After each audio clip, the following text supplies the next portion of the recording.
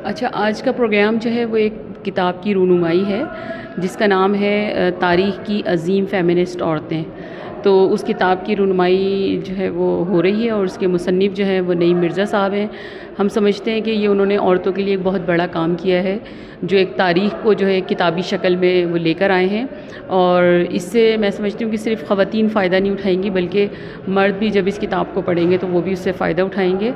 और आज यहाँ पे कराची से, सक्खर से और बलूचिस्तान से और सिब्बी से हमारी ख़वातीन जो हैं वो यहाँ आई हुई हैं। और हम समझते हैं कि ये किताब जो है वो हमारे लिए एक जो है वो हिस्ट्री की किताब, जैसे हिस्ट्री में किताबें होती हैं और भी बहुत सारे नामों से, तो ये औरतों के हवाले से जो है वो ये एक पहली किताब है जो इस तरह की पाकिस्तान की सतह पर जो है वो लिखी गई है।